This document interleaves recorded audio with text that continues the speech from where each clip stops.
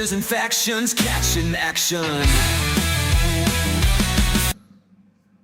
Welcome back, everybody, to a new episode of Finishers and Factions Does SmackDown. This week we're live from the Smoothie King Center in New Orleans, Louisiana, with myself, Rich, and as always, my co-host, Adam. Adam, welcome in.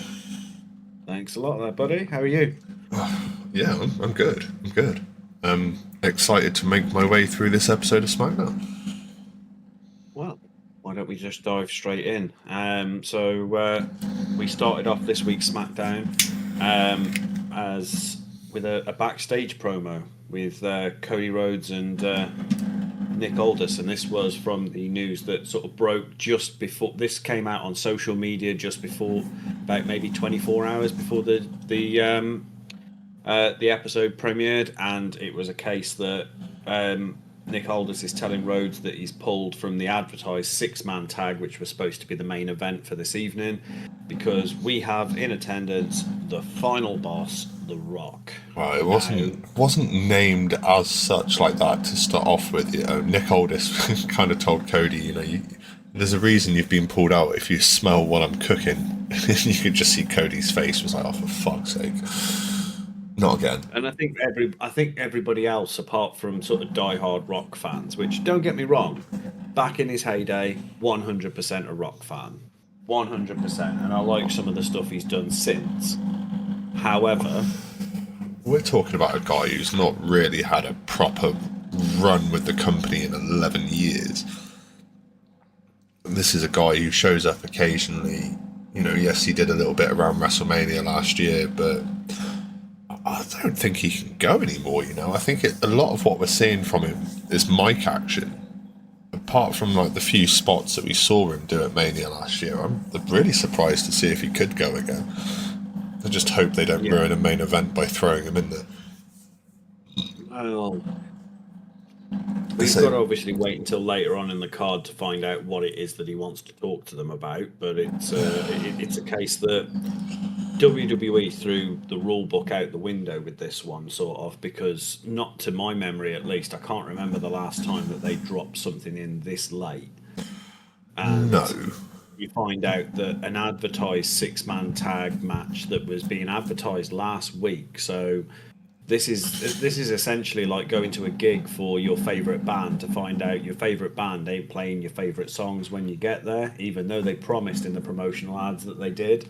They're not playing the songs that they want. They're not playing what everybody went there to watch. And I mean, The Rock still has massive pulling power, but they've thrown out like one of the golden rules of promotion. You don't change the main event. No, and you could tell, and we'll get into this a little bit later on, from the entire episode just felt as though it had been thrown off this week because Rock was there. Even from the very start, obviously, with the opening promo, you told, we're changing this because Rock's here. And it's very much, well, Rock ain't that much anymore. It'd be a little bit different if he was returning for a run and there was some mitigating circumstances around it. But just to have The Rock come out and just talk to us, which in theory is all we're really going to get, I think, just seemed a little bit of a letdown. Yeah, I mean, ultimately, to sort of paraphrase one of mine and Rich's favourite comedians, The Rock has behaved like the big dick in the locker room, and it's just thrown everything else off. It's thrown everything else off, and there was no real call for it. But again, we'll get into this properly later on in the episode.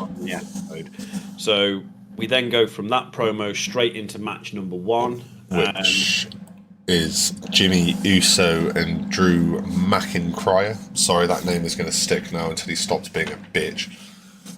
Oh, that name's going to stick even afterwards. I'm sorry, that was a crowd-funded nickname, and it was it's just purely apt. It really is. Love the nickname. Nice to see that a few other people have used it as well. Oh yeah, I mean, you're not gonna not use it, are you? It's a no-brainer at the end of the day. But We know that McIntyre and Uso have had some heat over the last week or two, sort of culminating last week in Drew getting his ass handed to him backstage by Big Jim after he made some passing remarks about Jim's wife. Well, yeah, and I'm not going to lie. If someone made a passing remark about my wife and I had the ability to pop a super kick like Big Jim, I'd have done the same thing. Yeah, you're probably more likely to throw a hip out at this point, I would imagine. Yeah, plus a back and a knee to go with it. But yeah, this was Big Jim started this off. I mean, cut the tiniest of tiny promos to begin with. That's what that seems to be their thing at the moment with the the Bloodline members, because you'll get like Jacob Fatu and Tama Tonga like to cut little mini promos as they're walking out to the ring. You don't really get it much from Jay because he's too busy eating, but yeah, it is something we're seeing a lot more of. The Bloodline members are cutting things on the way to the ring, which is actually quite a nice little change, to be fair. Yeah, it keeps things that it changes them enough that it keeps things fresh, but not enough that it completely alienates the audience. They've hit a really what I nice mean? It's a really subtle change. Which was something this match was not ever going to be, was subtle. You knew that as soon as Jimmy and Drew got into this, they were going straight back into where they were last time, and that was with a kick to the face.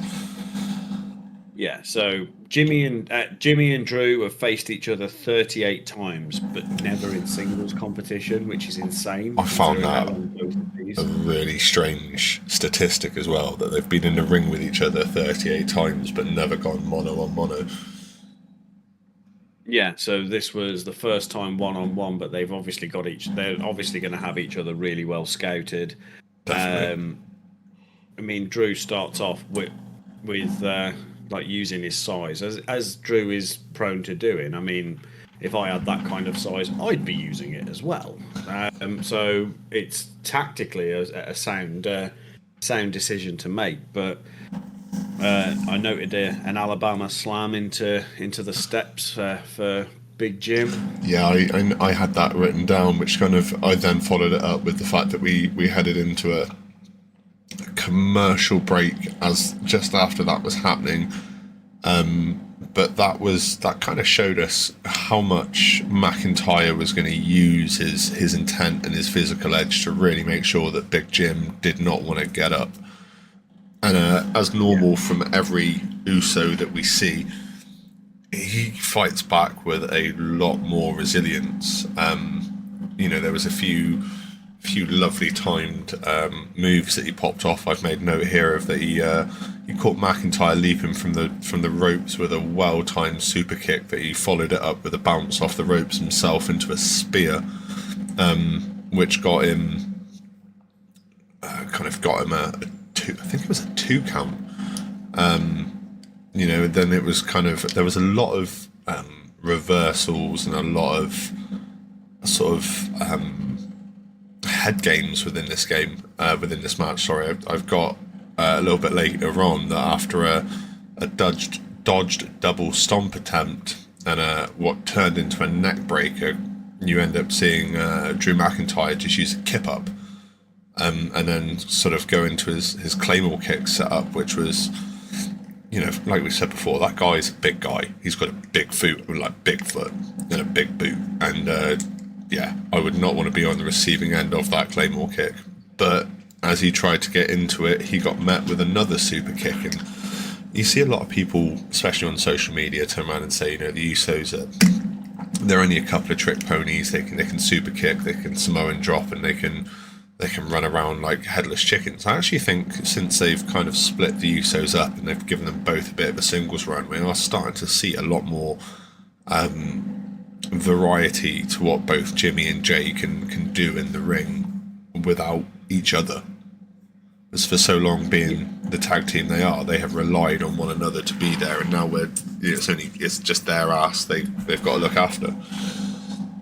Yeah, and they'll always be brothers. They'll always look out for one another. But at the end of the day, it's massive that they've both been given this push to see what they can do on a singles basis, that they can survive on their own. Because realistically, we've seen it time and time again. It only takes one tiny little mistake for to end a career. And if they were purely tag team wrestlers, if one of them makes one of these tiny little mistakes, ends their career, it also inadvertently ends the other's career as well, and they have no control over that. No, they don't. Which And I would imagine is completely terrifying. And to come from a family of so many professional wrestlers in this industry, that is one thing you don't want to do is kill an opportunity to. Can you imagine like sitting around the table at Thanksgiving and being the guy that got the Usos tossed from WWE when you've got The Rock, Roman Reigns, Rikishi,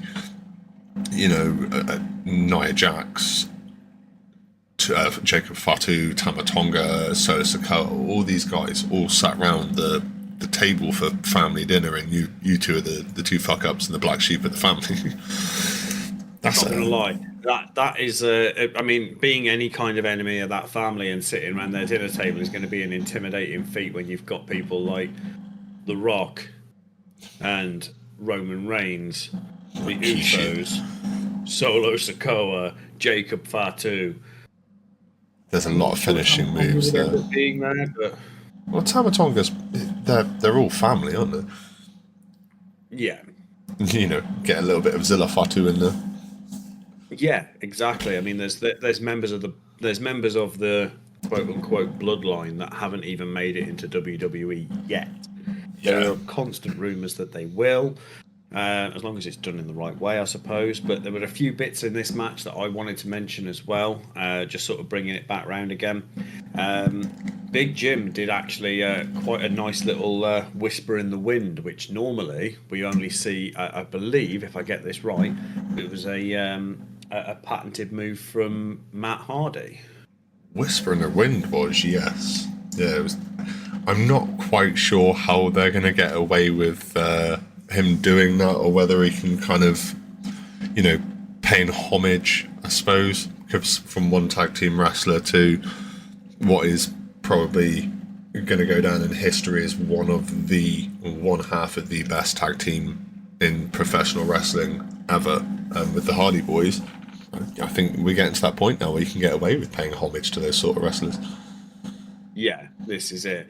But ultimately, this match, Jimmy comes out on top, reverses another Alabama Slam. I mean, we point out quite a lot on this tag team, on this. Well, yeah, I suppose we are a tag team to a degree, but on this podcast, it's a case that we are constantly seeing patterns in moves that they seem to use a lot. I'm glad you mentioned this, because this was going to get brought up by me at some point throughout the course of the night as well. Well, since the Royal Rumble, since Kevin Owens got Alabama Slam through a ladder, it seems to be the move of choice recently. Yeah, they've kind of left the sunset flip behind and moved on to the Alabama Slammer, which has been interesting. And obviously, of course, we've seen a few other moves that we didn't think we'd be seeing anytime soon. It wasn't this week, but didn't we see someone last week drop a muscle buster? Yes, we did, and I can't remember who. I want to say it was Jordan Grace. For some reason, Jordan Grace is in my head there. But yeah, no, I know we said at the time it was banned in TNA for whatever reason, and we hadn't seen it in WWE for a long time. So yeah, that was definitely an interesting one to see there. No, this is it. But obviously, you guys listening have the ability to go back and listen to previous podcast episodes. We implore you to do so. And by all means, have the entire breakdown of every match and promo from every program that WWE has done since its Netflix launch. Sorry, all on the Finishers and Factions YouTube. And the Finishers and Factions Spotify. Yeah, 100%. But wrapping this match up at least. Or rolling this one up at least. Well, yeah, it reverses the Alabama Slam into a roll-up pin for the 3 count. And Drew being Drew, there's a reason he's called Mackin-Cryer. He went off crying like a bitch. Well, he ends up just sort of decking Uso, and that's the only way I could put it. Uso got completely decked after the bell. Drew crying about the fact that the loss doesn't mean anything. That his loss doesn't do anything to diminish his chances in the elimination chamber coming up shortly. And then sort of officials having to come out and save Jimmy from what could have been a potential career-ending injury as Drew prepares a Claymore kick Jimmy's head into the ring post. And that's not just a career ender; that could be a life ender if done incorrectly. Yeah, we've seen before what too many blows to the head within this industry can do. Ranging, from seeing people like Corey Graves having to retire from in-ring competition to, more extreme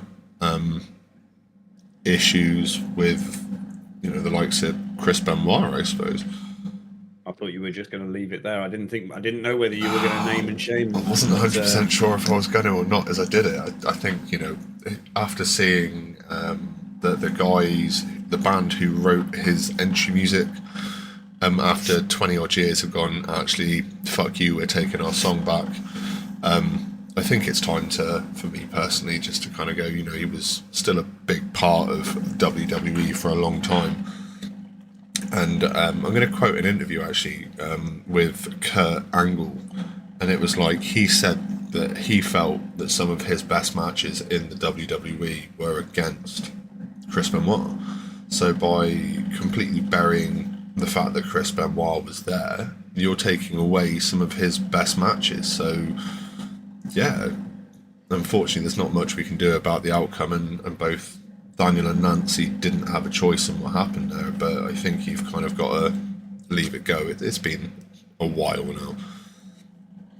Yeah, you've got to, as much as sometimes it can be difficult to separate what happens in the ring to what happens outside the ring, I think we've got to get to that point now. Not putting Benoit up on a pedestal as such, but we've got to at least acknowledge the fact that what he did was wrong. We're not in any way endorsing the fact that what he did was wrong. As we said, Daniel and Nancy had no choice in that. You've got to think that happened in June 2007. We're almost 18 years this year since that happened. I personally think 18 years is long enough before we can start mentioning a name again. Yeah, and I'd like to believe that while it was an absolutely tragic event, it's helped us and the profession. It's helped us as it shone a light on what could happen if things are left alone that shouldn't be left alone. Because there was a lot of talk at the time that he'd obviously taken one too many blows to the head, and there were lots of different things going on with him mentally, which obviously led to those tragic events. And it's a case that, yeah, we're. I think if Chris Benoit were still alive today, if that hadn't happened, he'd be able to get much more effective help for what was going on, and it could have been prevented now. But maybe we wouldn't have that help available if that hadn't have happened, because it was such a high-profile event. But yeah, we'll wrap that bit up because I'm sure our social media will blow up on that one.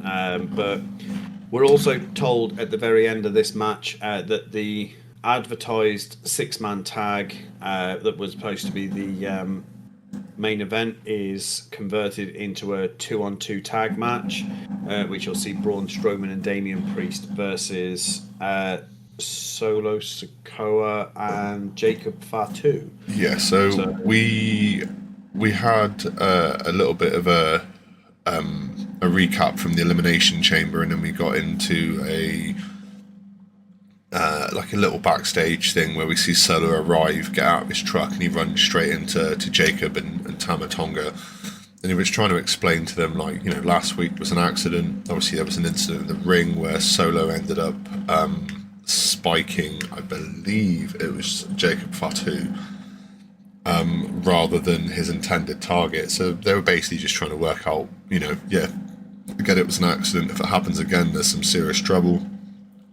And Solo Sikoa basically said he was going to sit ringside for Jacob and Tama Tonga's match later on this evening, and he actually was told, well, no, that's not how this is working. Me and Tama Tonga, we've been running SmackDown. You're gonna get your ass in the ring, bitch, and you're gonna show us. You're gonna start working off the disrespect that you showed us by walking away. And there's a lot of distrust with between Jacob Fatu and Solo Sikoa, and I can sort of understand why. Well, it's easy to understand the psychology behind it. I think this is building for a WrestleMania match between the two of them. I think at WrestleMania, whether it be night 1 or night 2, I can't tell you, I think we are going to have a match between Solo Sikoa and Jacob Fatu for... not necessarily for the Ula Fala, because Fatu doesn't, Solo doesn't hold it anymore after losing it to Roman Reigns. It wasn't the Royal Rumble. It was a previous PLE, which name I can't remember off the top of my head. Can you remember which PLE that was? Which PLE what was? Sorry, the Fatu, not Fatu, sorry, that Roman beat Solo for the Ula Fala. It wasn't a PLE at all. It was the Netflix debut of Raw. Oh, there we go. I completely fudged that one up. Where Roman Reigns became the de facto tribal chief, OTC. He's Roman Reigns has been curiously MIA since. Yeah, apart from a Rumble appearance. Yeah, and obviously injuries. I'm going to use injuries in inverted commas. Injuries he sustained at the Royal Rumble event has sort of kept him off, and we know we won't necessarily see Roman Reigns until after Elimination Chamber, is the feeling that we're getting. This continued from there into a VT about the final boss, and then another VT about the members of the men's Elimination Chamber, basically who's in there and what they did to get there. So I'm going to break continuity a little bit here and say that obviously later on we have a similar VT promo for the women's match, and there's a weird sort of symmetry here that I've sort of only realised after I watched that second promo for the women's, is that during this promo, obviously we get to see small snippets of every entrant's journey into the Elimination Chamber. We do. And Wade Barrett made a really curious comment afterwards, saying about the fact that there are 5 of the biggest egos in the WWE and the Scottish Warrior. And the symmetry I'm going to point out is that in that promo for the women's Elimination Chamber match, it's 5 former world champions and Roxanne Perez. That is a good point. It's a very weird sort of symmetry, and I'm not sure if that is... if it was... I don't believe it was intended that way, and is it purely by coincidence that it was intended that way, or is it built into, like, we've got 5 big egos and the Scottish Warrior? Is that them subtly nodding towards the fact that Drew could end up winning the Elimination Chamber again? And similarly with the women's Elimination Chamber, are we going to see this massive push that I've been talking about for Roxanne Perez out of NXT and into the main I don't roster? personally think they can move her from NXT and give her a WrestleMania match straight away, because if she wins the Elimination Chamber, she's going to the main event of WrestleMania against Rhea, which, to do not get me wrong, will be one hell of a match, but I don't think it's her time just yet. I think we're going to see someone else win it. I think with the women's, it is going to be one of either, well, it's either going to be one of four, I think. It's either going to be Alexa Bliss, Liv Morgan, Naomi, or Bianca Belair. I don't think Roxanne Perez has got the experience to go to the main event of WrestleMania at the moment. I think Bayley has done a little bit too much work recently to the point where she could just be tired herself out in the build-up to WrestleMania, which is probably not a good idea. Obviously, we've seen some cracks between Bianca Belair and Naomi over the last few weeks. We think that's down to Jade Cargill and her attack. And then obviously, Liv Morgan was part of that with Raquel Rodriguez. They're trying to push onto us. But Judgment Day could probably do with a little bit of having some of their members pushed a little bit to try and kind of stack up with the gold that Finn Balor wants them to have. See, I've got a feeling that in my experience, nothing is done by WWE by accident. No. There are no accidents when it comes to WWE. It is a case that we are. It's my understanding that we're going to have. It's going to be more of a. There's still more to come. It seems odd that they have had that little bit of symmetry where they are painting both Drew McIntyre and Roxanne Perez as some sort of underdog in their respective Elimination Chamber matches. There's too much coincidence there for me, but I could be completely wrong, and I could be left with complete egg on my face when it comes to Elimination Chamber on March 1st. What we'll do from here is we'll move away from this conjecture and theorising, because this is what essentially pads out our can sometimes pad out our podcast, and we'll go from there to another promo where instead we're backstage. It's earlier in the day, which sees Carmelo Hayes being sort of waylaid by one of our personal favourites on the podcast, R-Truth. Yeah, so R-Truth is... It starts off and you're thinking, where they're busy talking about who's him and whatnot, that we're going to end up with a repeat of last week's confusion with Truth and Carmelo Hayes with Tozawa. But actually, that's not the way it goes. And we end up with Miz popping up his smug little face and kind of... He's busy talking about a match, and everyone's a little bit confused about kind of like what's going on. And then he kind of says to Carmelo Hayes, obviously, like, me and you have got this match tonight. Mello don't miss. And kind of looks at Truth and kind of goes, well, who's your tag partner? At which point Truth kind of goes, yeah, I'll find someone. And I'm not going to lie, if I was kicking around backstage, I'd tag a match with R-Truth. You're going to get some laughs out of it. Which brings us then into the next match, which is The Miz and Carmelo Hayes versus Truth and his mystery partner. And we get to see Truth come out into the arena.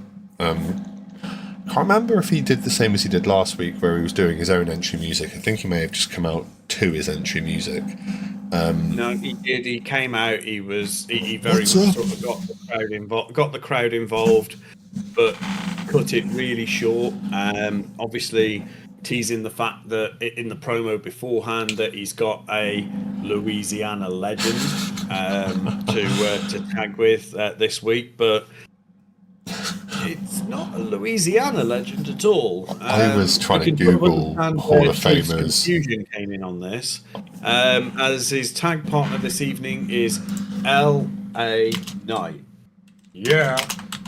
Yeah, well, at the time, I was trying to Google Hall of Famers from Louisiana just to try and see if I could work out who it could possibly have been. And What names did you come up with, just out of interest? so there are two that Google threw at me. One of them was a guy called Ernie Ladd, who I've never heard of, but apparently he was 6'9" and weighed in at 320 pounds, and his signature move was taping his thumb, tapping his thumb to his opponent's throat. And the other gentleman that we were thrown together was our man from commentary, Booker T. So Ernie Ladd would definitely not have been, as unfortunately he passed away on March 10th, 2007. Exactly. Which is why you won't have sort of heard very much about him. He's very much a territories guy and things like that.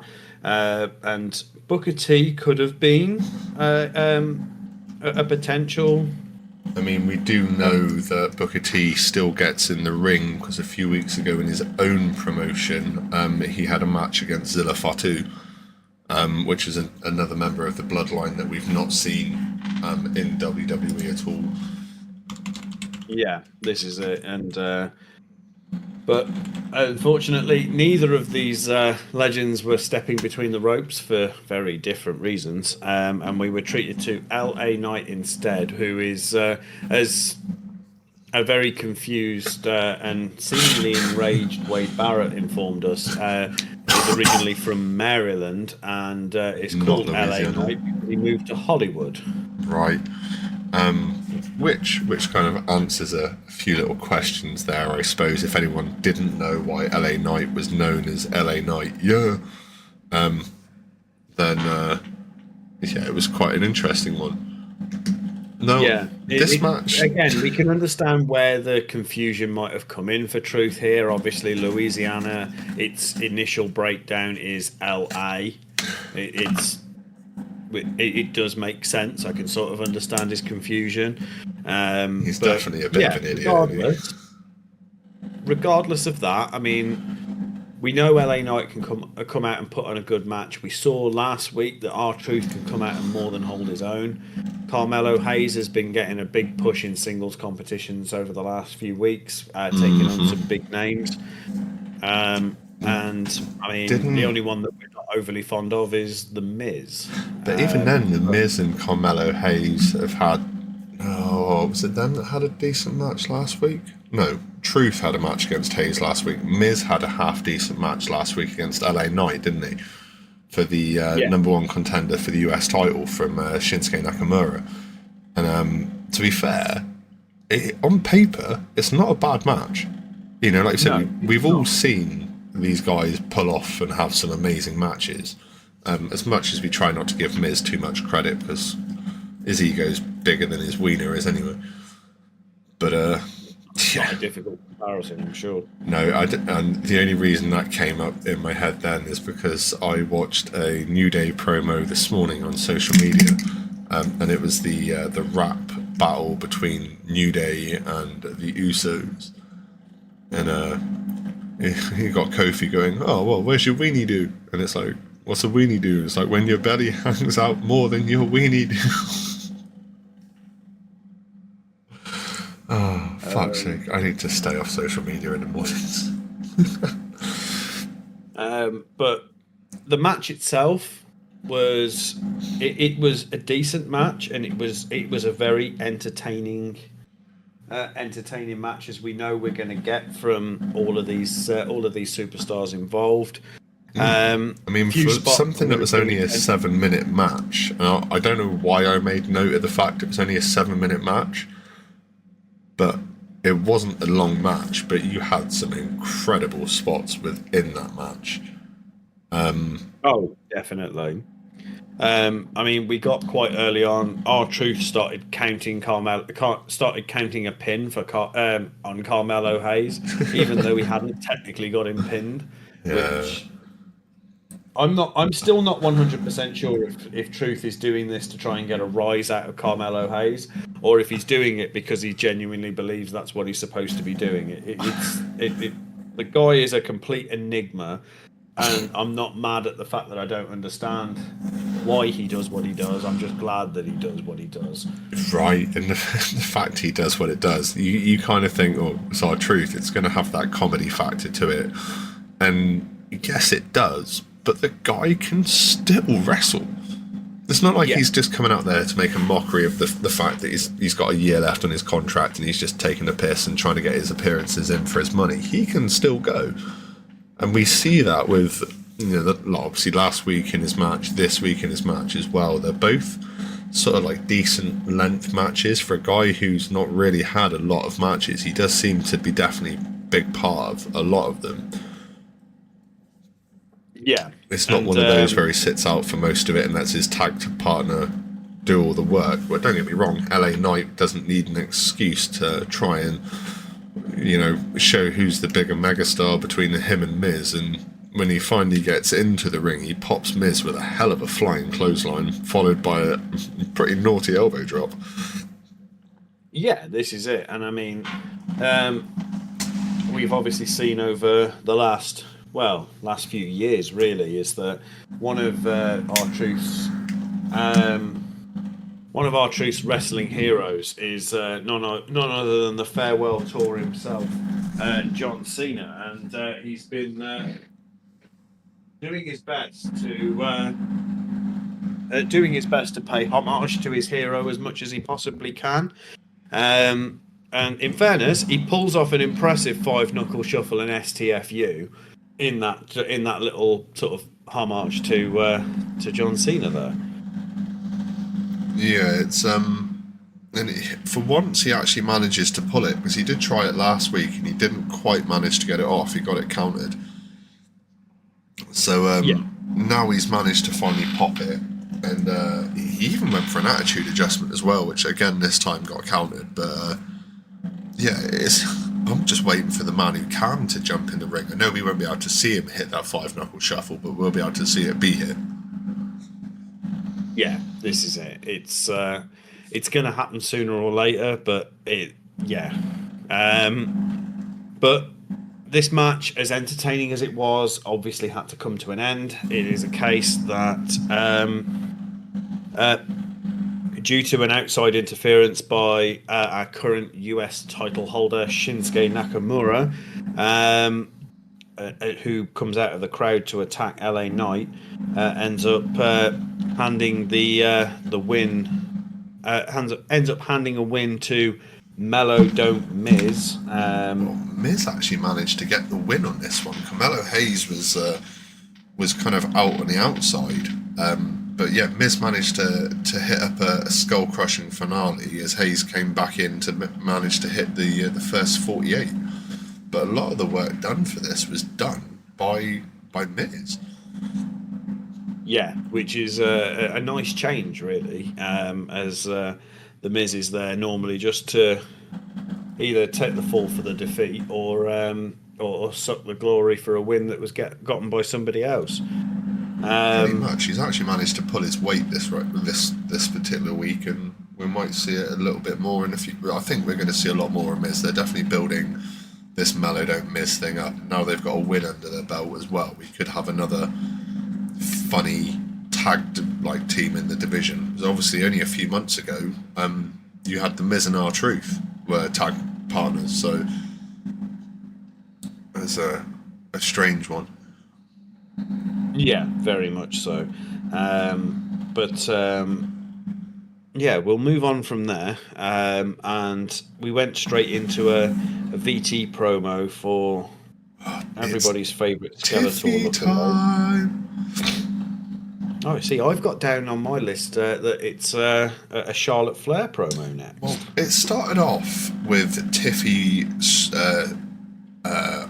Stratton walking through the backstage area, and she didn't say anything. And then you go into your Charlotte Flair recap of her coming back for the Royal Rumble, her then, biding her time, coming into the ring after Tiffy had been absolutely obliterated by Nia Jax, and Candice LeRae to then pull up a chair and kind of go, you know what, bitch, I'm coming for your title.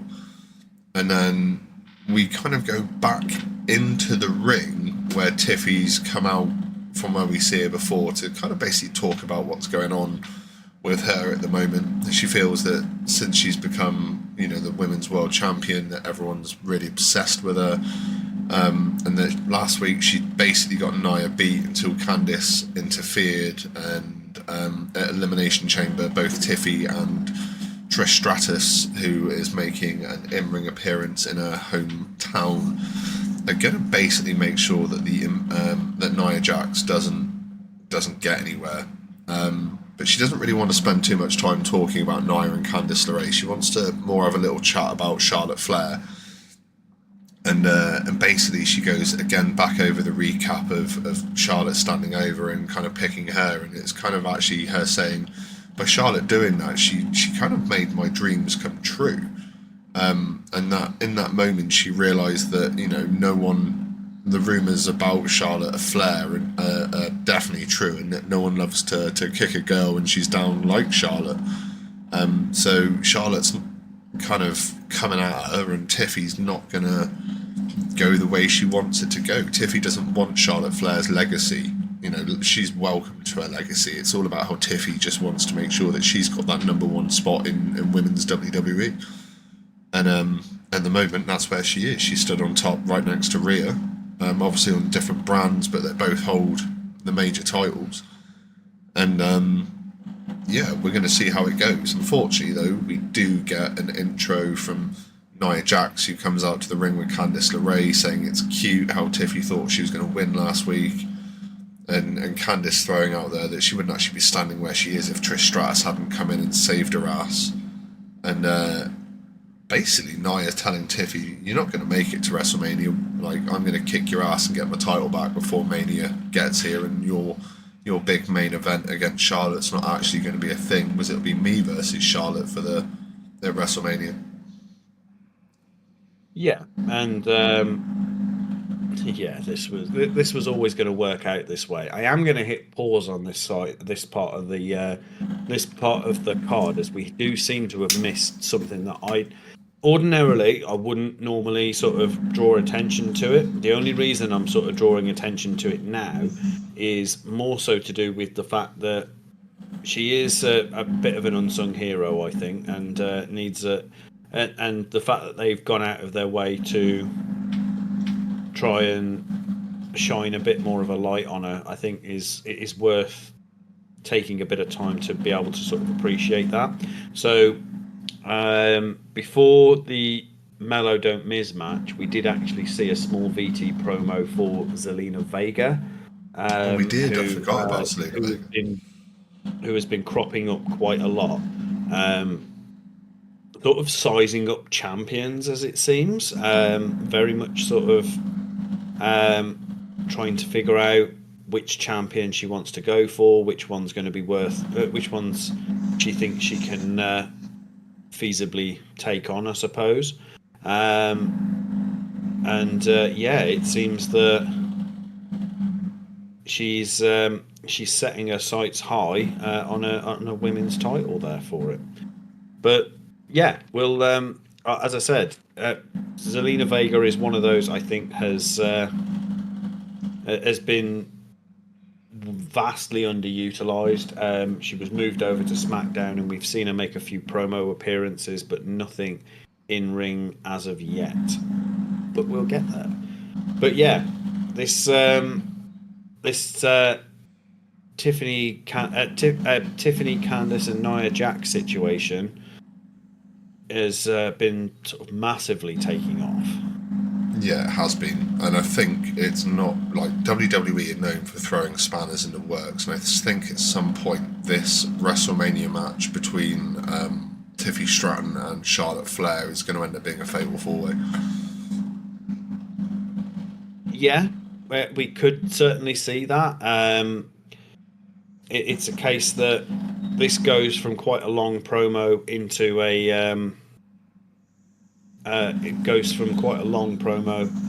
into the match that was advertised, which was Tiffany Stratton versus sort of Candice LeRae.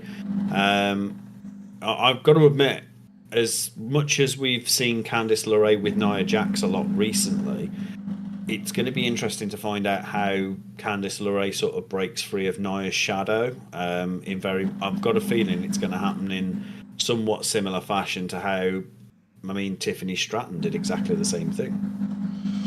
Well, yeah, definitely. There's going to end up being a cash out of some kind coming very soon. There's been checks written, and we're just waiting for the receipts to come.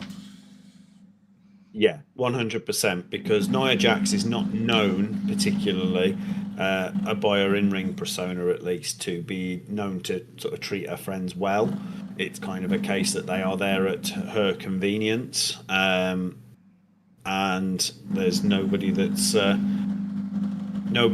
to outshine her. Because as soon as they do outshine her, it's a case that they're left in Nia Jax's dust, so to speak. Well, yeah, definitely, and it's going to be an interesting one to see how that works. To be fair. Yeah, definitely. But we go from that match or from that promo into the match itself, and we after the attack on Tiffany Stratton, we sort of go to a bit of a commercial break. We then join the match in progress, and yeah, it's join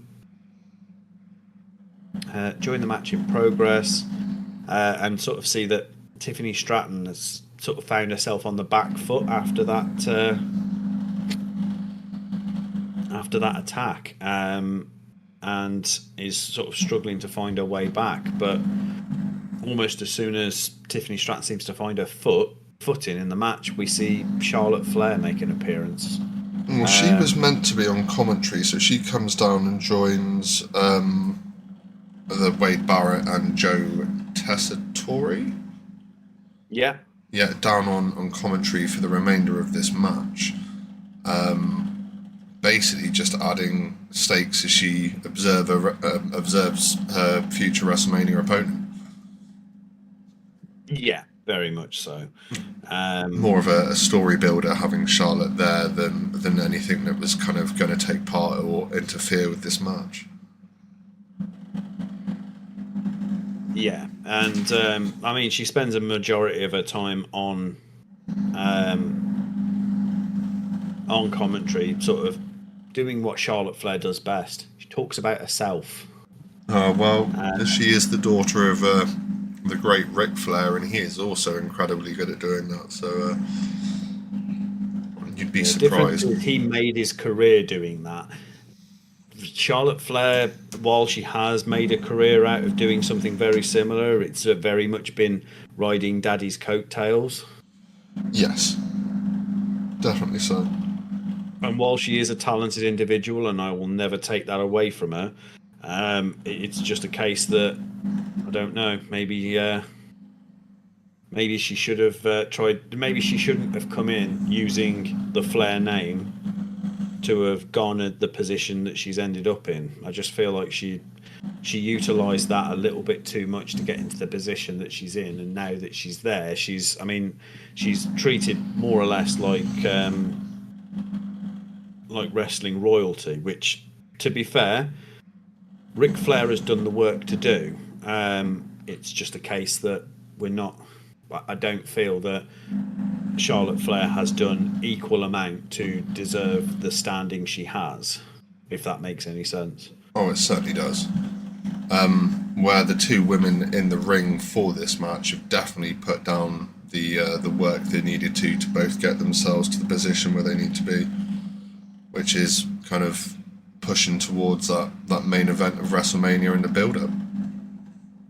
Yeah, 100%. Yes, we may not see Nia Jax and Candice LeRae there at the moment. Like I said, I think this is going to end up in a fatal four-way between Tiffy, Nia, Candice, and Charlotte.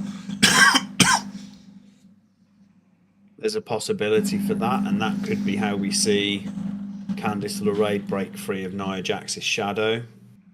I'm not going to be angry at it if that's what happens, because quite honestly, I think that's what needs to happen. Yeah, we've seen a lot of Candice LeRae in Nia's pocket, and I don't think Nia really needs her there. It's just more of building up for Candice LeRae, to be fair. Yeah, this is it. But we see some nice spots in this match. Well, we see a very nice spot at one point during this match. As we are aware, and we'll draw light on the fact that I believe it was during this match, and Rich will be able to back me up on this, that we end up seeing a little bit more of Tiffany Stratton than we probably should have done. Yeah, that was definitely a wardrobe malfunction there. There's been a fair few of them within the women's division the last month. So, yeah, no, unfortunately, she ended up having to take a bit of time out of her match to go and cover herself back up, which was not something we were expecting to have to do with that one at all. And it's not a complaint either. No. All we will say is Ludwig Kaiser is a lucky man. Yeah, I think that's the best way to agree with that one as well. Yeah. But we see the WWE's favourite move in here as well, as Stratton does manage to hit an Alabama slam to LeRae on the actual barricade in an attempt to sort of taunt Charlotte here. Yeah, which was an interesting one, but it is again, they are covering their bases and making sure that the moves they want added into it are added into it, and that Alabama Slammer definitely seems to be this week's move of the week. Yeah, definitely. So, yeah, I mean, it's a case that, don't get me wrong, despite every effort possible, Stratton does walk out of this with a win, and gets basically fucked over by Nia Jax again. Is that she gets attacked from behind after the bell, which we've sort of come to expect from Nia Jax now. It's a case that as soon as something doesn't go her way, I mean, I'm pretty sure that even had it gone her way, she still would have attacked Tiffany from behind. It still would have ended up in that attack. But one thing we didn't expect to see as much here was Trish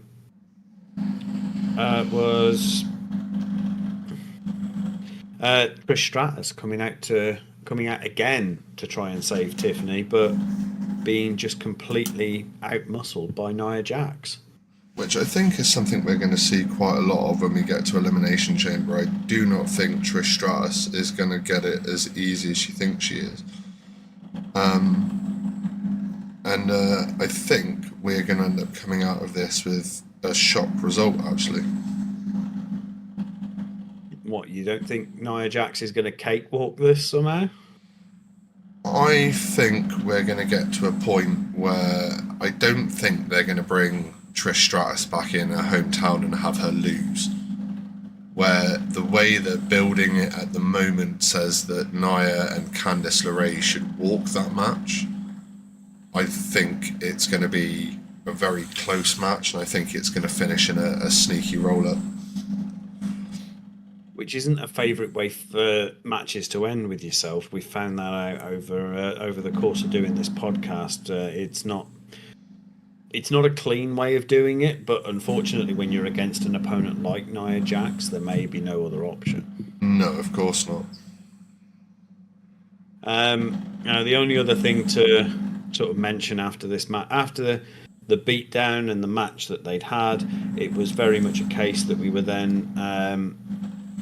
then Charlotte Flair makes a rather. I think she was going for composed, elegant, and sort of no wasted movement when it came to this entrance, but I genuinely thought she'd shit herself. Yeah, I think that's something we could both agree on there, to be fair. She did not look like she was comfortable with this arrangement and how she was getting into the ring. No. And we've seen over the last few appearances of Charlotte Flair that she seems to be. She's She doesn't seem not to be. necessarily dressing appropriate for a woman of her age, and it feels like a dangerous comment to make. As I mean, whatever she feels she is comfortable in is what she should wear. It's just I don't think it's having the desired effect that she wants it to. No, I think you could probably agree with that. And yeah, Charlotte Flair enters the ring to basically mock the champion who's just been left laid out in the middle of the ring. Yeah, so we go from there into a backstage promo as well, where we see Cody Rhodes being flagged down by Damian Priest. Now, obviously, in the original arrangement for this card, it was supposed to be Cody Rhodes, Damian Priest, and Braun Strowman versus Tama Tonga, Jacob Fatu, and Solo Sikoa. Yes, and Obviously, that has changed. it has changed quite drastically, obviously, because we've had the introduction of the final boss. And And basically, Priest's as curious as everybody else. Like, does Cody know what it is that he's being pulled into the ring for, rather than being in a match, being in a promo for it? And yeah, we find out Cody's just as clueless as the rest of us, really. and it is interesting how he uses the line, well, it's it's WrestleMania season, what do you think he's here for?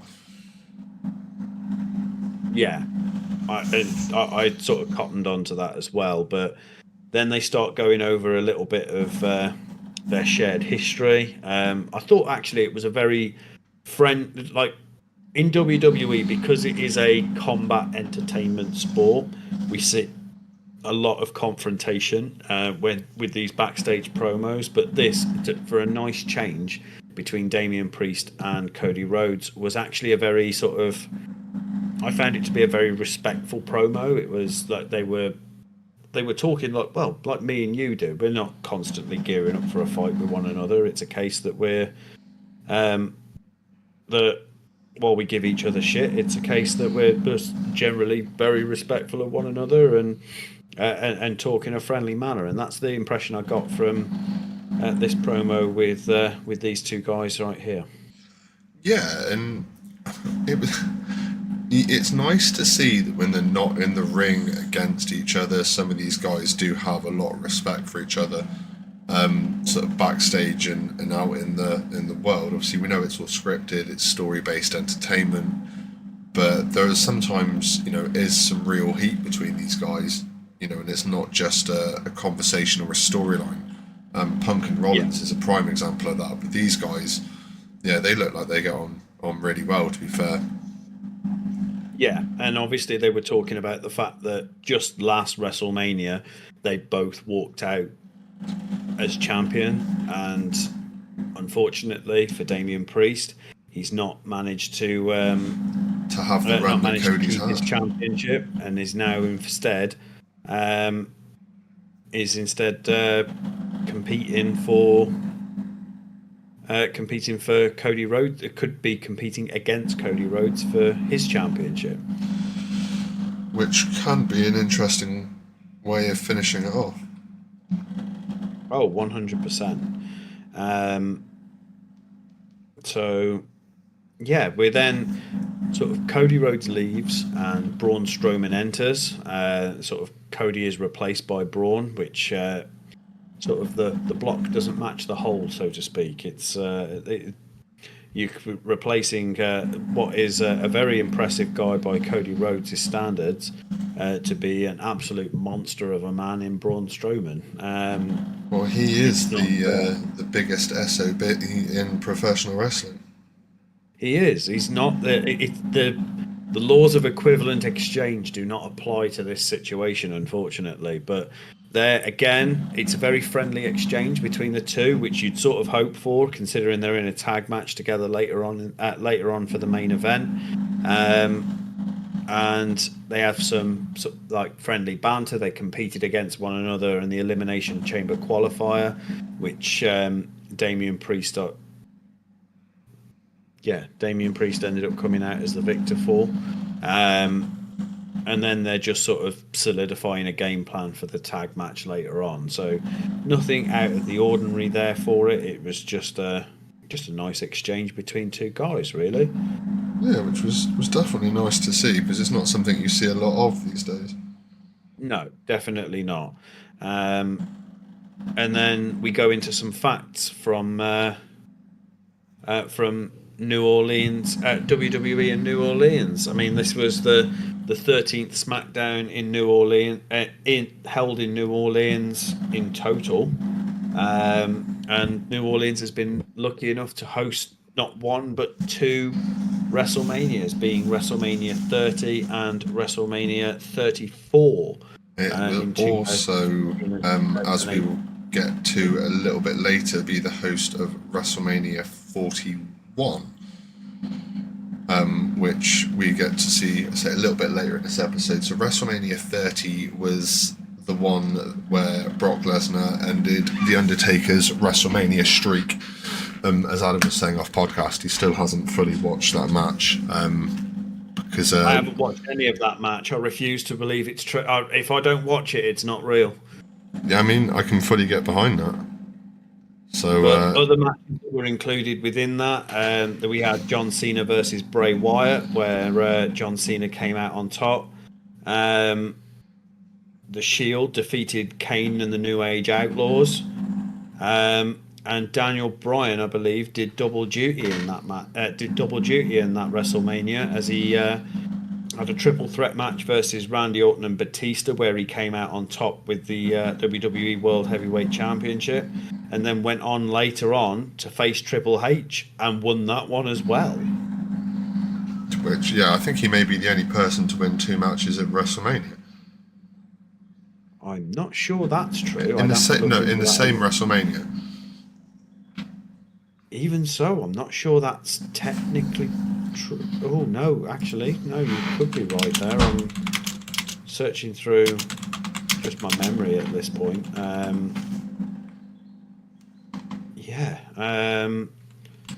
No, you could be right there. And then WrestleMania 34.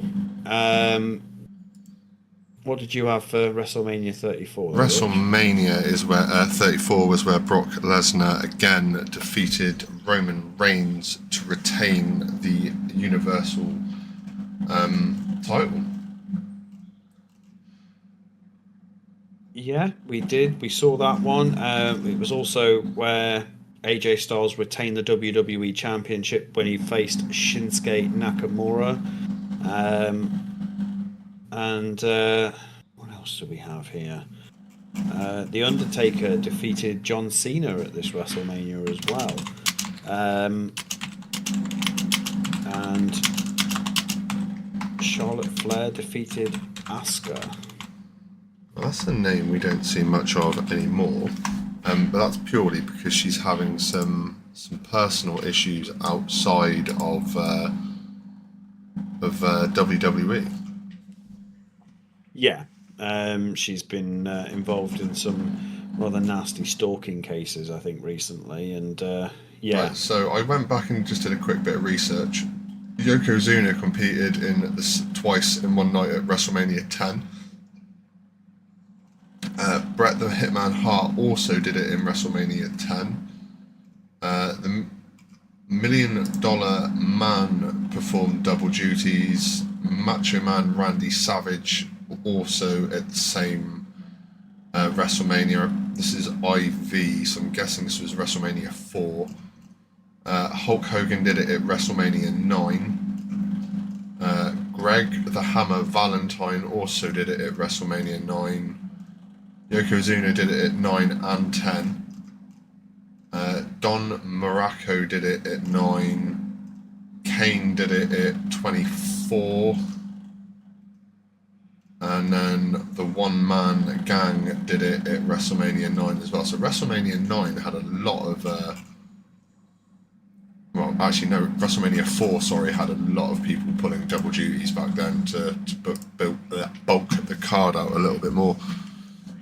So was that just people that have performed double duties at WrestleMania, or is Yeah, that I couldn't double find a duties list and of wins? ones that have had wins and on both double duties. I was going to say, because I know we've had oh, it wasn't at WrestleMania, mind. I was thinking of Elimination Chamber. John Cena had obviously done double duty at an Elimination Chamber, where he defended his championship in the Chamber, and then went on to lose it to Batista. That Oh, wasn't he too long did. ago either, but that again was at an Elimination Chamber, not a WrestleMania. The other bit of history from WWE in New Orleans was that they hosted New Orleans hosted the 2001 Royal Rumble, which was one of Stone Cold Steve Austin's Royal Rumble wins. It was. I'm not sure if it's one of his back-to-back wins. When he did it twice in a row, didn't he? Yes. I'm not 100% sure either. That one stumped me a little bit, I'll be honest. Well, yeah, no, definitely. But we got to learn quite a bit about the history of WWE in New Orleans, and then we went into the VT about the women's Elimination Chamber match, which basically just kind of backed up who was in that match and why they were there. Yeah, and we talked quite a lot about that earlier in the episode, so we're not going to sort of go back over old ground or anything like that, just because time is of the essence. We also went into a backstage promo from there, where we saw Byron Saxton interviewing the current WWE Women's Tag Team Champions Naomi and Bianca Belair, where this was just sort of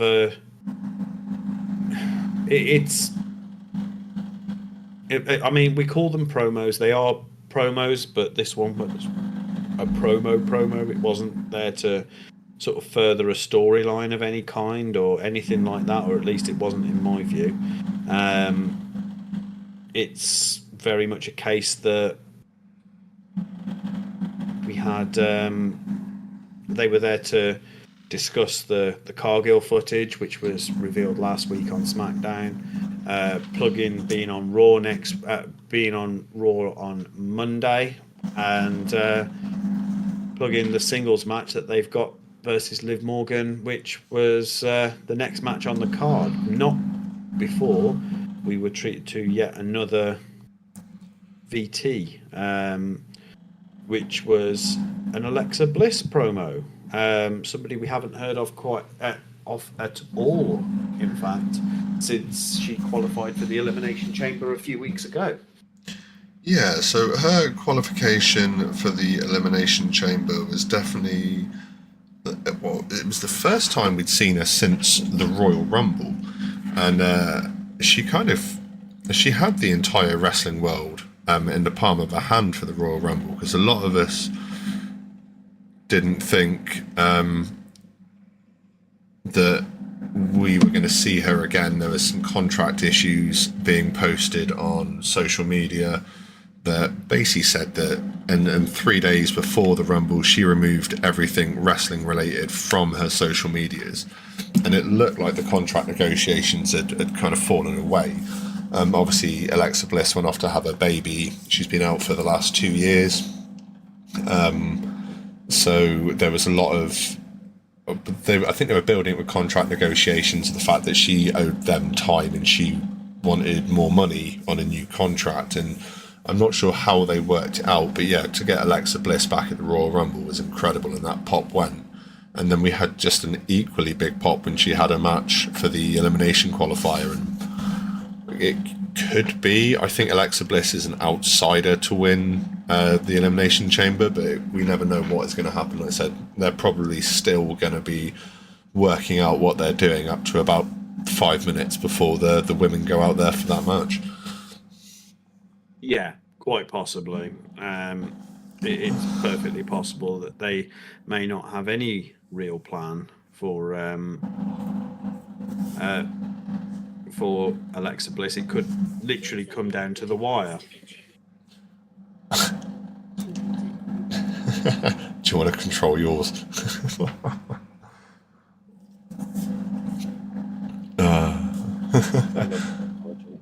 See, this match on paper was going to be a really, really good match, and it was a match that I was looking forward to. So when Naomi's music hits, and obviously her and Bianca Belair walk down to the ring, it wasn't a tag match, but you always get one with the other when they're having singles matches. They jump up on the ring, they're doing their standard entry, they're posing, and then boom. It felt like Randy Orton might as well have just entered the room, because Liv Morgan and Raquel Rodriguez just blitzed them straight off, like no bell, it's just a straight up ambush.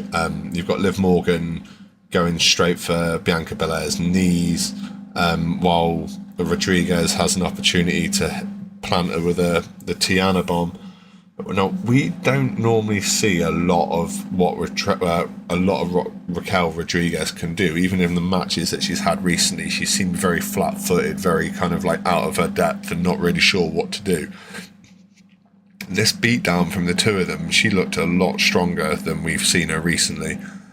So it was nice to see kind of what was... It was an interesting interaction. Social media afterwards basically just turned around and went, well, because Rock was there, they had to try and make some extra space somewhere, because we all know what he's like for going over his time.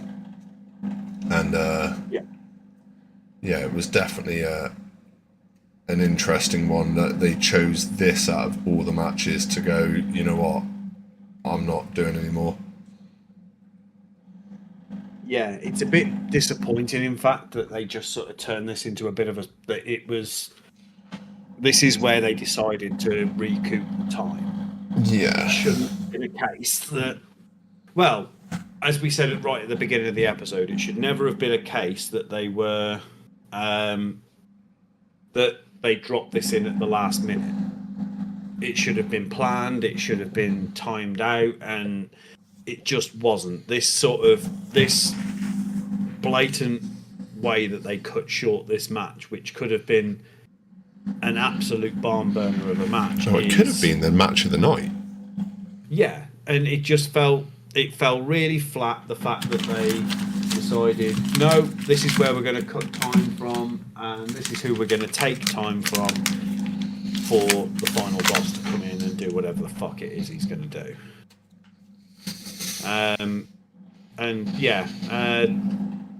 The match is put down as a no contest, and chanting about Raquel and Liv walk out chattering about winning the tag straps off them, which, I mean, it does put momentum on Liv Morgan and Raquel Rodriguez's side, that they've managed to do this, but it just, for the purposes of the episode, it just fell really flat for me. I wish they'd taken another route. I really do. Yeah, I can completely agree with that. We're then treated to a VT promo outside the arena, where we see it's sad the fact that I know this, but it's a Ford F-150 pickup. One of the top of the line models is pulling up, signifying, I've assumed this is signifying the arrival of The Rock himself. I'm sort of jealous of the vehicle. I'd fucking have one myself if I could. But that VT sort of speaks for itself. The final boss is here. He's coming. Then we go backstage, where we see Liv Morgan, Raquel Rodriguez getting ripped a new one by Nick Aldis, who obviously isn't happy about the way that match went. Well, he kicks him out of the building, doesn't he? He tells him to go. Yeah, and they do what we always thought they were going to do. They laugh in his face and leave anyway. No, which is it would piss me off if I was the boss. I'm not going to lie, but oh yeah, this is it. But we then have Chelsea Green and Piper Niven behind Aldous to basically try and lay claim to Naomi and Belair's Elimination Chamber spots. Yeah, I don't know where they even thought they were going to try and get those slots from, but just because they lost their own matches, they couldn't get in another way. Well, it's not all of a loss for them. They are going to Toronto, but they'll be on the Friday night SmackDown before Elimination Chamber, and it seems like Nick Aldis is going to be taking out some frustration in when he pencils that match in. But we're not given any other details. But then again, neither is Chelsea Green. She has no idea who she's facing, what kind of match she's in. And yeah, in fairness, I think Chelsea Green probably could do with being taken down a peg or two. So it's whatever it is that Nick Aldis has got in mind, I'm sure is going to be well worth it. A nice fat loss to Piper Nevin could always go in quite nicely. Oh, that would be an interesting one. Yeah, nice big fat L from Piper Nevin. But I don't Face think off against one another. That'd be an unexpected one for the Bucks. But then we go to. Well, I'm sorry, but this may as well have been the main event of the night. They may as well have closed the show on this, not because it was any good, but because of the amount of oomph they put behind it when they were promoting it, and the amount of upheaval this has given to the show. This was the in-ring promo of the final boss, and normal fanfare applies. His back video, however, was slightly. They've extended his fucking entry again. Like, it gets longer and longer and longer every time Rock comes back. Yeah. It's a case. I mean, his back video was showing images of Bourbon Street, probably one of the most famous streets in New Orleans. And yeah, it's a case that just the entrance on its own, it just I mean, this whole thing kind of wound me up a little bit.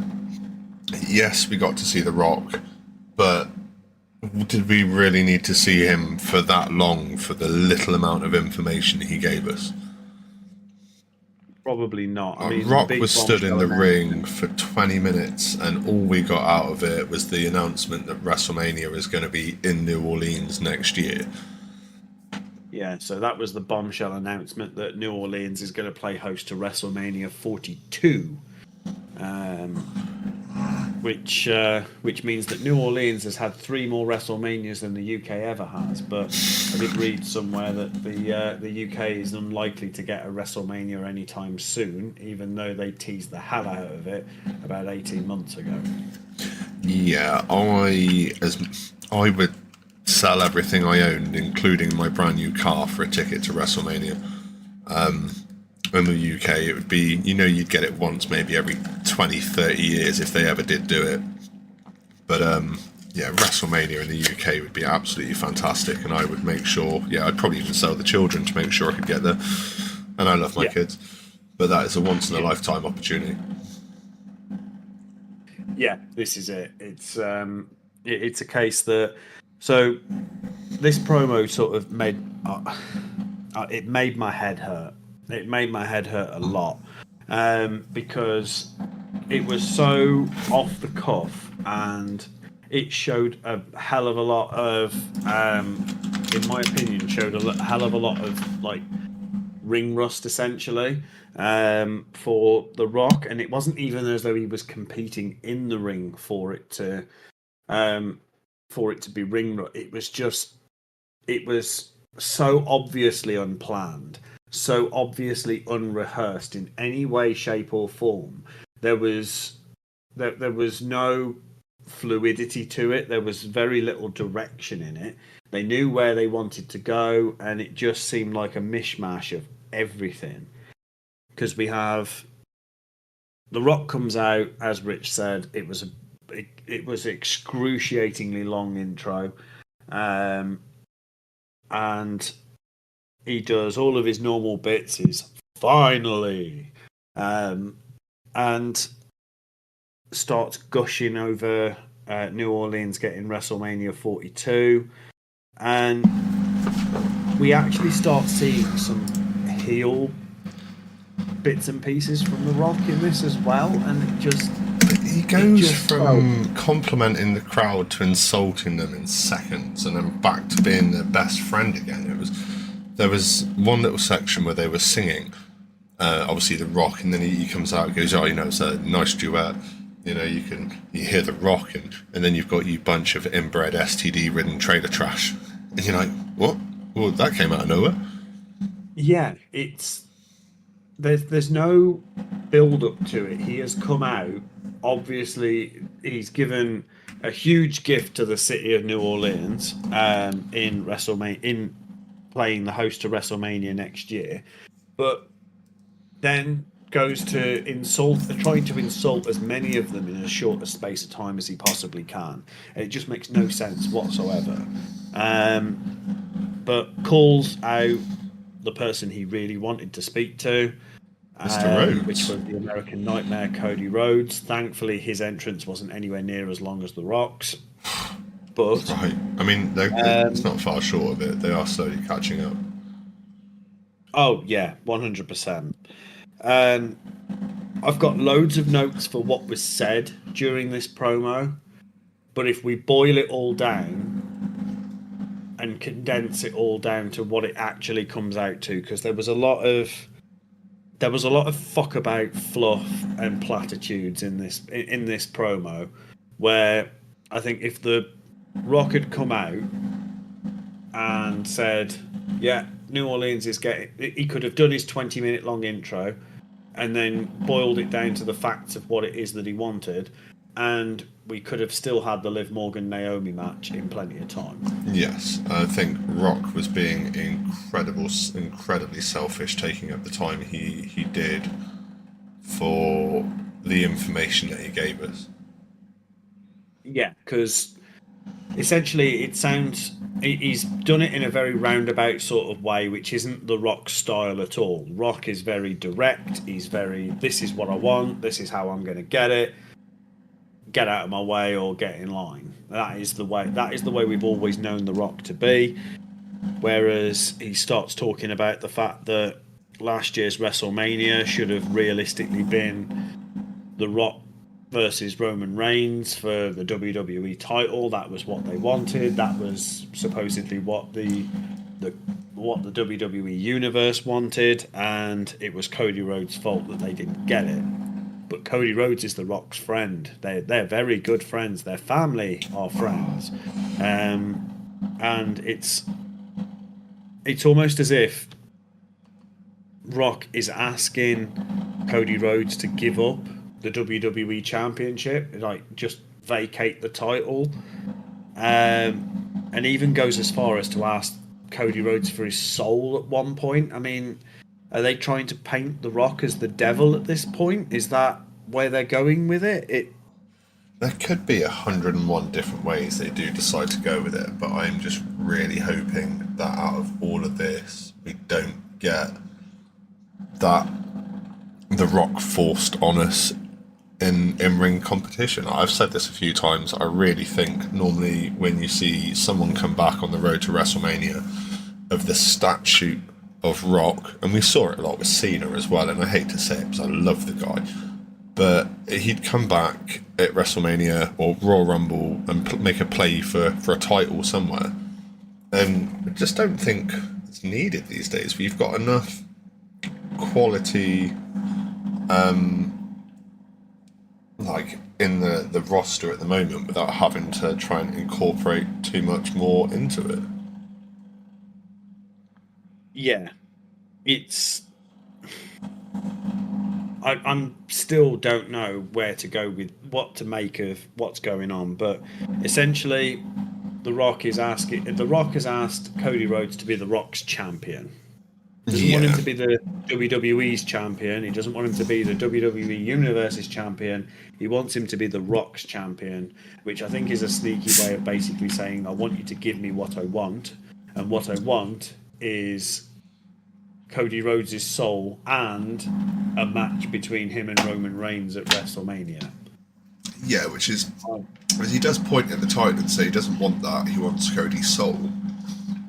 But Rock doesn't have anything to gain from that. Cody doesn't really have anything to gain from giving it to him. Rock reckons he can take him up a notch, but I don't think he can. No, I think The Rock is sort of overestimating himself. There is a lot that man can do, and there is a lot that man has achieved in his lifetime, and he is an incredibly impressive individual for many different reasons. But I don't think he's got the clout behind him to be able to take Cody Rhodes to this next level that he's saying he will. There's a lot of the promo left a lot more questions than answers for the amount of time that it took to get there. And I've even put in my note, like, what the actual fuck? I genuinely don't know what to make of it. Hopefully, we get more information in the WWE programming episodes to come before Elimination Chamber, where Cody Rhodes has to give the decision on The Rock's question. But I think the real question is, what is The Rock is actually asking for? Because he's asking for Cody Rhodes' soul. He looked like at one point he was asking for the WWE Championship. Then he was talking about a match with Roman Reigns at WrestleMania. It just, completely boggled my mind. And after this promo ends, literally the screen just fades to black. Yeah. We fade to black on a picture of Cody Rhodes' face, who just looks completely dumbfounded. And I think that's how everybody else felt as well. I've seen reports online who call the entire exchange awkward. And you can see why they're saying that, because Cody looks really pissed off at the fact that he's been pulled out of what was going to be a hell of a six-man tag match. To stand in the ring, holding his title, talking to the People's Champion. And it did feel awkward and very kind of unneeded. Rock could have done what he did within 5 minutes, and like you said, we could have had that Alexa Bliss Naomi match. We wouldn't have had to feel like the next match was also, impacted by the fact that I think Rock just took too long. Yeah, so the screen faded to black, and we came back up, and the screen then came back up a few seconds later with DIY's entrance for match 5 of the night, which was the men's WWE Tag Team Championship match between DIY and Pretty Deadly. And once again, we kind of see them cutting a promo mid-entrance from DIY doing it this time, basically saying that, it's more Tommaso Ciampa promising to crush Pretty Deadly's title hopes and dreams, with Johnny Gargano mocking the whole disco ball gimmick, which is just your standard heel heat. Like, it's an old school way of gaining heat just by, just taking the piss, to be fair. And but saying that, we've seen a different side to Pretty Deadly the last couple of weeks. They've actually managed to grow themselves a set of cojones. They found the people strudel in their shorts, and they've actually come in and they hit the ring pretty hot this time and get the match underway before the ref can even gain control of what's going on. Yeah, this is it. It's I think they're fed up of being picked on. Like, DIY have basically just been bullying Pretty Deadly the last few weeks into being their bitches, and I think Pretty Deadly have generally just had enough, which I don't blame them, to be fair. I mean, they haven't had a thank you at all for the help they have had. DIY have done nothing but cause issues within the dynamic that they had of tag team champion and tag team champion's bitch, or bitches. Yeah. And we mentioned before, obviously, this match feels as though it was very much cut short because of the in-ring promo beforehand, but at least this one was cut short and it made sense to what had gone on. Yes. Up to this point, it didn't feel like they hadn't been given an appropriate amount of time to try and get further the story a little bit. I mean, as you said, DIY came out. Match. It was. It was shaping up to be a really good match, and it was a shame to have the run-in come in. It felt like it was earlier than it maybe should. Than it maybe they could have let the match string out for a couple more minutes Yes. before the run-in. As we saw, Street like, Profits again. yeah, Street Profits have run in from the crowd Yeah, and Montez basically Ford laid and to waste. Angelo Dawkins. Yeah, We've seen them as we haven't seen them have a match during the Netflix era, but we've seen them come in and lay absolute waste in the last couple of weeks, and they've done it again by coming pretty much out of nowhere and just beating the absolute shit out of DIY and Pretty Deadly. And all of a sudden, out of nowhere, you see the Motor City Machine Guns decide to run in. Chris Sabin and Alex Shelley run out, presumably to try and either even the odds in the ring or to try and make a bold claim of their own. And yeah, it didn't work out for them. Street Profits turned it into a massacre, leaving both Motor City Machine Guns, DIY and Pretty Deadly all laid out on the floor, pretty much fucked. They weren't doing anything else that day. And it kind of just finishes off with them kind of looking around with no music. You know, the segment finished very much how it started. It was very bang. We're open, boom, we're done, that's it. But just the only difference was there was just a pile of bodies in the ring rather than four men looking to get busy, I suppose.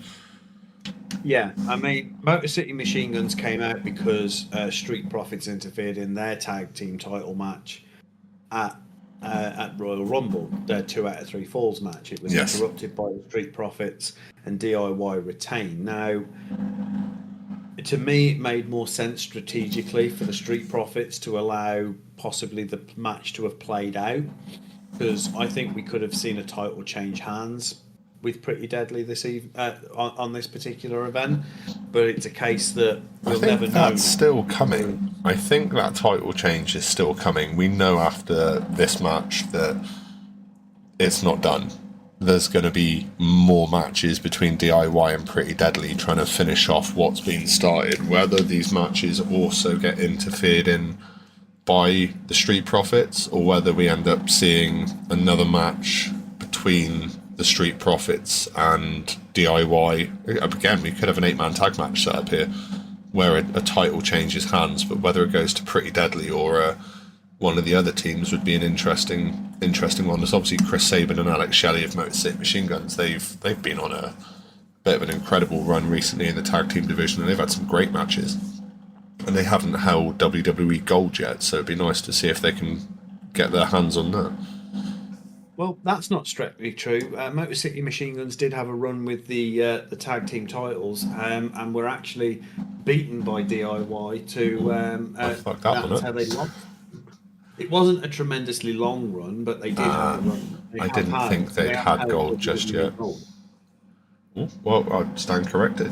But yeah, no, this is basically just kind of building, I think, into giving the Street Profits a bit of a needed push before their in-ring return, which I'm guessing is not going to be too far away, purely for how often we're seeing them now.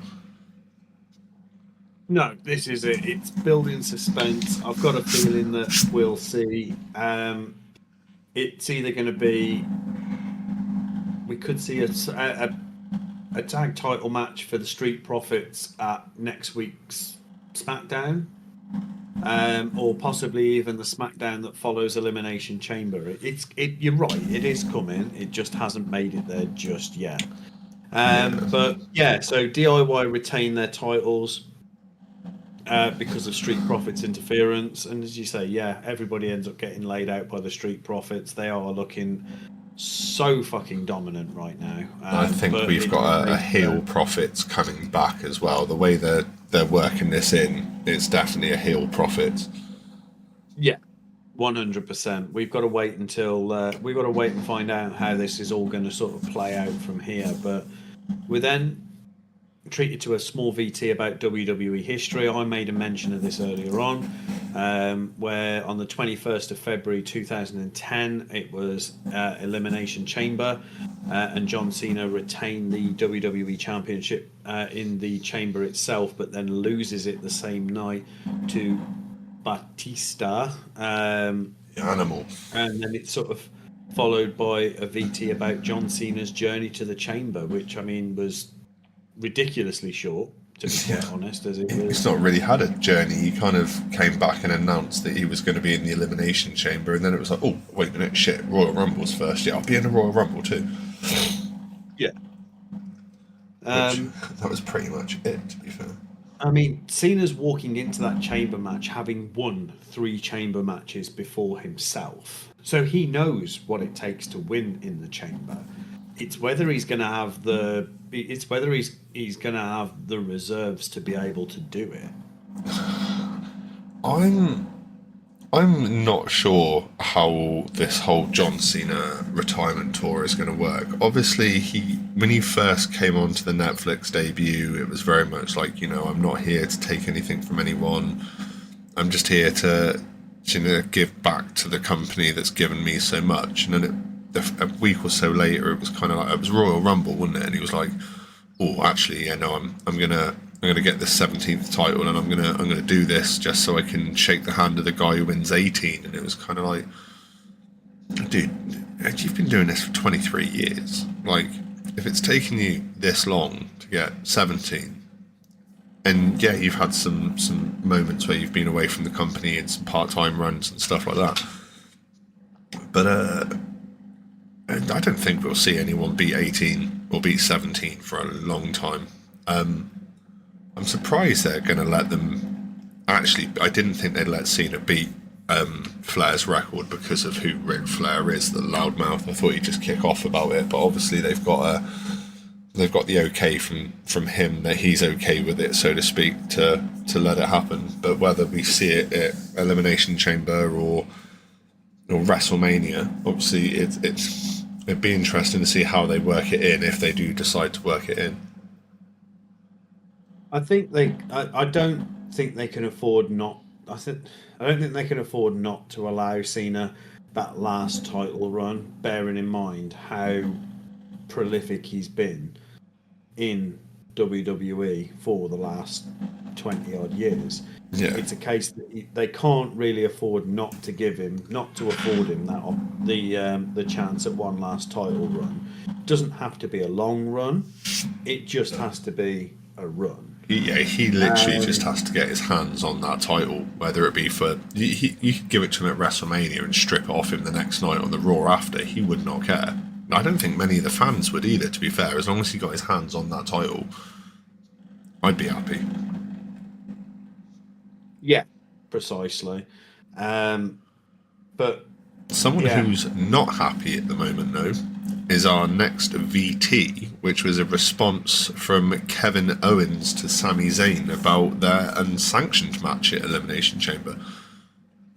Yeah, now this just elevates this particular feud between the pair to an entirely new level. The fact that Kevin starts bringing in Sammy's family into it, kind of going, I'm going to beat you that badly that how are you going to pay for your house and your cars and your food and stuff? Like, you're not going to be able to work again, not like this. But I think Kevin is overbuilding himself here.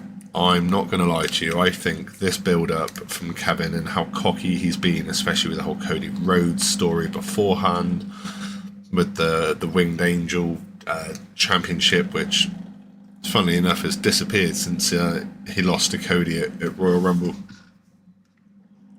It was put back into retirement. It wasn't supposed to be for one night only, wasn't it? And then it made quite a decent storyline out of it, so they left it go. But there wasn't much here that Kevin said that we didn't know he was going to say.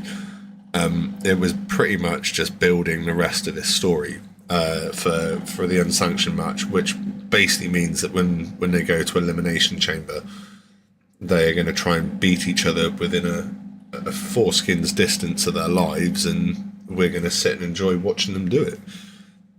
Yeah, pretty much. But yeah, it's a case that we've got to wait until Elimination Chamber to find out how that all sort of plays out. And that's what I feel like all we seem to be doing at the moment is waiting. Everything has been building for Elimination Chamber. Every match that we've had, every promo, it's all been setting up for Elimination Chamber. So I can't lie to you, I just want to get Elimination Chamber over and done with. I want to see like the start of this build for WrestleMania. Obviously, we've got some matches already that we know we're going to have there. You know, between Charlotte Flair and Tiffany Stratton, you've got Jey Uso and Gunther. But this is where we're after Elimination Chamber. This is where the card starts to fill out a little bit, and so many little sort of things that have been teased the last few weeks that we've not had finished. That I think that's where we're going to start finishing these things, and I think the IC title is going to be the one where we start seeing that build up a little bit more tentatively in the next couple of weeks after Elimination Chamber. Yeah, definitely. It's a case that it's going to happen. We're going to see the WrestleMania card filling up a little bit more. Obviously, after Elimination Chamber, we'll have at least two more matches set. And it'll just be a case that we play the rest of it out from there. But yeah, it is the nature of the beast that we've got to be we've got to be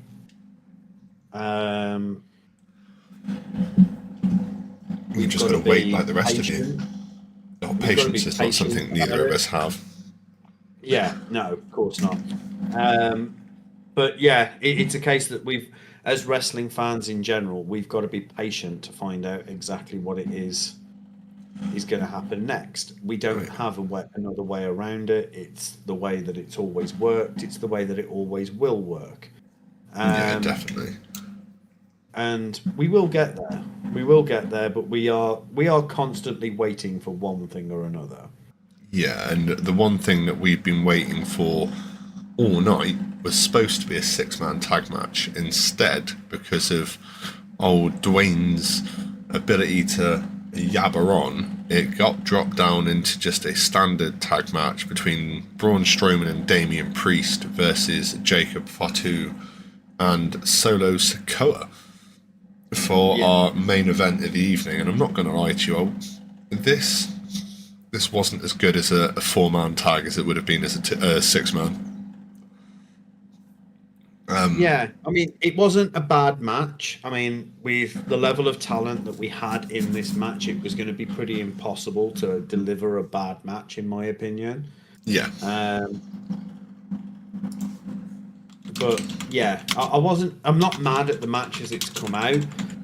Obviously, we can all sort of miss what we never had in terms of the six-man tag that we were supposed to have. But ultimately, it could have been so much worse.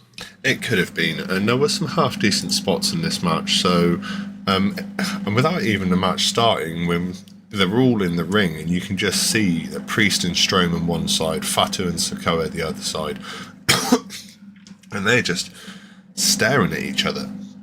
Like, it is the ultimate stare down between those four people, and whether they were waiting for a fuse to tick or for the referee to be like, go.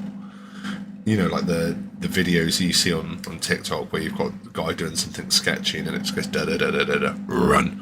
And that was pretty much what it felt like you were waiting for them to do. And then when it did start getting hot, and it got hot from the start, we ended up with Fatu and Priest starting the match, which I thought we were going to get a little bit of Braun and Jacob to start off with, or Damien and Solo, but no, we got Priest and Fatu starting it off, and we didn't. The start of this match was Priest and Solo Sikoa. Jacob Fatu took a back seat. Oh, my notes are wrong. I've not had a good one this week.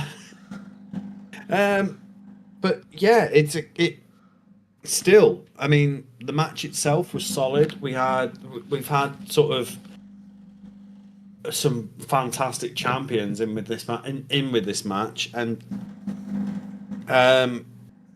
yeah, I mean, there's a few different spots that I can bring up here. I felt personally that Solo Sikoa was focusing more on repairing the relationship between him and Fatu than he was on the match itself. I just don't think he was all in on this match. Yeah, Solo Sikoa was definitely not all gas and no brakes. Yeah, definitely not. Whereas whenever Fatu sets in the ring, he is 100% focused in on his opponents. Anything else is secondary to the win when it comes to Fatu. But this is one of the first matches where we've seen Fatu genuinely struggle to take on opponents. I mean, normally him and Tama Tonga, we see a lot of no selling from Jacob Fatu and things like that, and it's a case that it all seems to work out for him in the end. Well, there was one no sell from Damian Priest, which I was a little bit concerned about. Jacob hit him kicked him in the head, and Priest just laughed it off. And then when Priest did it he basically kicked Fatu in the head, and then Fatu did the same thing. And you're like, all right, boys, come on, like, don't ruin the match too much by pissing around. Yeah. I mean, the ending to this match was the all-important part, in my opinion. It was the best part. The sequences that led to that ending were phenomenal. I mean, we see, obviously, Solo Sikoa, Jacob Fatu came out accompanied by Tama Tonga. We knew that he was going to be involved in some way in this match. Obviously, originally, he was supposed to be a main combatant in the match, but didn't really sort of pan out because of Old Man Block. No, the whole match was a bit weird. We got to see again sort of like the hip run in from Jacob Fatu into Braun Strowman. It looked like it could have ended up being another sort of severe beatdown like the one that put Strowman in hospital a few weeks ago.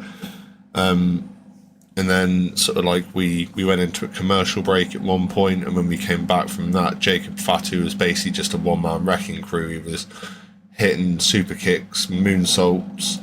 He was doing everything he could to get that crowd sort of buzzing while he was there. And at the same time, you've got Tama Tonga, on ringside trying to play enforcer as well. And it just doesn't help. I think the three of them need to have a good sit down and try and converse about what's going on. Because at the moment, now you've brought Sikoa back into it, Tonga looks like the spare dick in the locker room, mate. Just to use that quote again, he literally Tama Tonga these days looks like the spare dick in a porn studio, and it may as well not be there for a lot of it. Yeah, he's not as central as he was, and I mean, the main star out of the two of them was always Fatu. Yes. Fatu is he is big man on campus out of the two of them. And Tonga has been sort of, has assumed the role as beta male out of the two. I don't know what they've done with Jacob Fatu, and I'm not going to lie to you, when they first introduced his character, I was a little bit like, oh, fuck off. Like, the guy can't work a mic. His wrestling ability looks very limited. And in, 7 weeks we've been doing this podcast now? Yeah. Like, he's come a long way. Like, you can actually cut a promo now without John Cena having to stand in the ring and rip him a new one about it. Yeah. And it works out. We've seen some real character development with him, realistically. Really come a long way with that character, and just, I think him in general has come a long way from where he was running the independent circuit to jumping into the big leagues, which is pretty much, you don't get much bigger in professional wrestling than WWE. And definitely not. Yeah, you don't get sellout crowds at AEW shows like WWE crowds get. No, Tony Khan just gets lawsuits instead. Pretty much. But anyway, let's talk about this ending, because I've got it down here. So Tonga distracts Priest, who slaps Tonga down like a bitch. Yes. Priest then gets hung up by Fatu on another rope, and Sikoa gets a 2 count. Now, while Sikoa's got him down, he sets up for that Samoan spike, which, as we know, has been devastating in the past. It has been. But that's intercepted by what looks like the setup for a choke slam by Priest. That's south of heaven. Well, yeah, south of heaven, I suppose. But then who has to break that hold to fend off Fatu? Is Then this after where Fatu kicks Sikoa in the mouth? Right at essentially, the... yeah. So That was payback, that was. After a quick back elbow to Sikoa, Priest then has to dodge a super kick, which lands square on Sikoa's jaw from Fatu, and Fatu just shows no remorse whatsoever. He was like, "Yeah, bitch, you had this coming." And then, yeah, it's a case that we see Priest throw Fatu to the floor, then ends up sort of turning Solo Sikoa inside the ring, as we see the Strowman Express charging round the ring to then just blow through Fatu and Tonga like they were Farts in the wind, mate. Like a fart in the 100%. wind. Like, He launched them clean over the announce position. I mean, even the announced team were pretty much like, "What the fuck?" Like, you could have killed me throwing Jacob Fatu at me. You know what I mean? Oh, 100%. But while this is all going on the outside, yeah, Priest hits that South of Heaven chokeslam on Solo Sikoa after Solo's kind of distracted by watching Fatu and Tama Tonga get absolutely railed. Like, yeah, they got hit harder than Bonnie Blue did that night. And, and once Damian Priest had hit that South of Heaven for the 3 count, and that was pretty much game over and done with. And Braun Strowman and Damian Priest walked away from this one with a victory. Yeah, and it didn't just bring us to the close of that match, it brought us to the close of SmackDown. And what a I'm not going to call it fucked up, because it wasn't fucked up as such. It just, what a confusing SmackDown this week. I really didn't get it. Yeah, it was. The matches were great to watch. There was a lot of great VTs. Obviously, we've learned a little bit more history about the WWE, which, you know, is, even as a long-time fan, there were some things that I didn't know or couldn't remember. So it was, but yeah, I think Rock saying yesterday that he was going to be at SmackDown today just made it made them kind of feel like they shit themselves a little bit, and they felt like they had to give Rock enough space to warrant who he is, where in reality now he's not what he used to be. He's just a face that shows up occasionally. Is it a face that shows up in this place? And the face that runs the place. But as it goes, I'm out of notes, and I think we may well be running almost short out of time. So I'm gonna thank you, Adam, for joining me on this episode of Finishers and Factions Does SmackDown, and I will catch you in the next episode, which is Finishers and Factions Does Monday Night Raw. 100%. See you all soon, folks. See you later.